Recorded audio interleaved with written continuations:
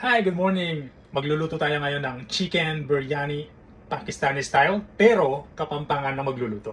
There you go! Ito, na-miss ko iluto ito when I was in Kuwait naman, way back. Alright, ito yung mga ingredient naman.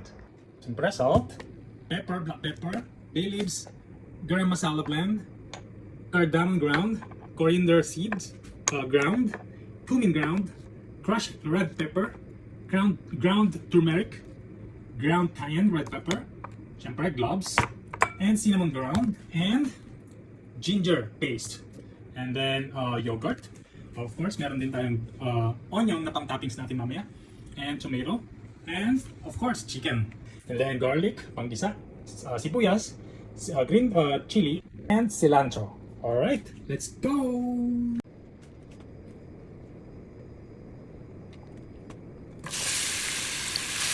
So after ipainit ang kawali, ilagay na natin ang sibuyas, siyempre mantika, at igisa lang natin itong sibuyas na to until brown. Kailangan maprito siya. Ito yung pang-toppings natin mamaya. So ayan, golden brown na ang ating sibuyas. Kailangan na natin silang hanguin ngayon.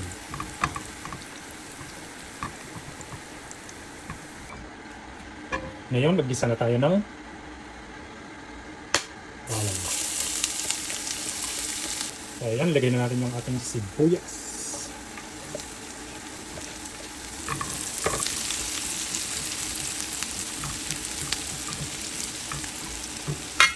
So ayan, pwede na natin ilagay yung chicken.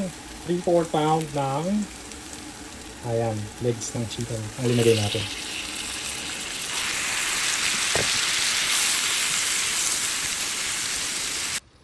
So ayan, lagay na natin yung kamatis para matanggal natin mamaya yung balat niya. Ayan, natanggal na natin yung balat ng kamatis. Maglagay na tayo ng mga spices natin. Siyempre first yung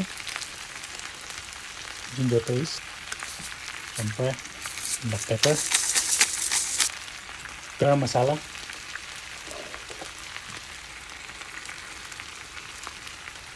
cardamom ground,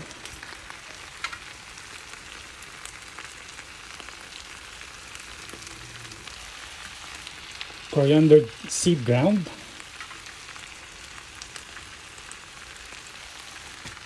cumin ground,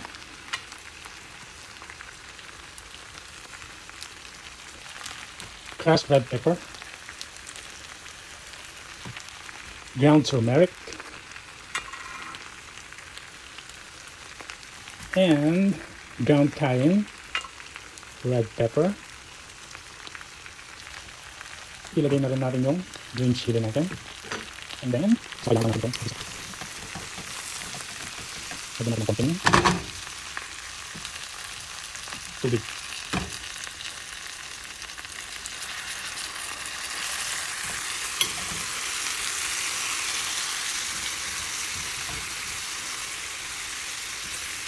Kailangan lang natin silang igisa ng maayos.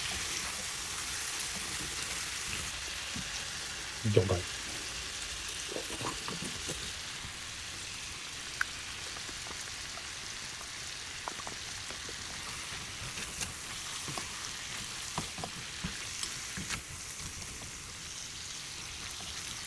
Konting-konting tubig para lumambot lalo yung manok. Ayan, takpan muna natin. Pwede na rin natin ilagay ang bay leaves. Pwede na rin natin ilagay ang ating cilantro.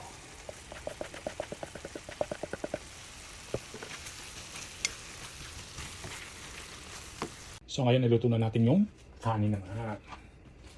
First, hot water. Boiled muna na tayo ng hot water. Lagay tayo ng konting asin.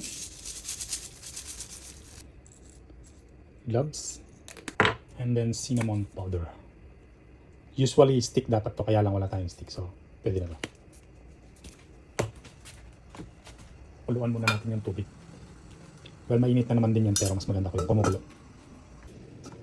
So ayan, kumukulo na yung ating tubig. Ilagay na natin yung binabad natin kaninang rice.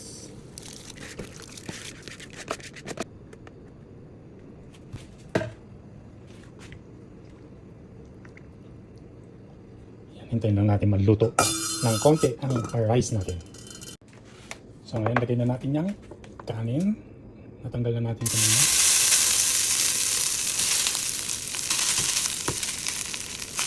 Luto natin yun.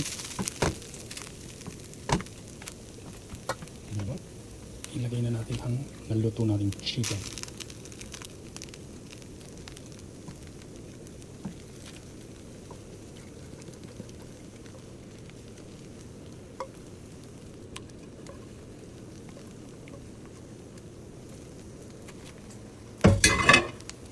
And then, lagay natin yung the rest na kanin.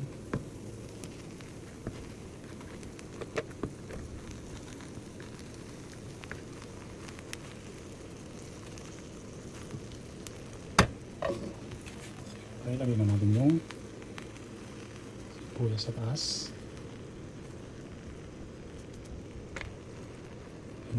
Pabayaan lang natin siya ng in a very low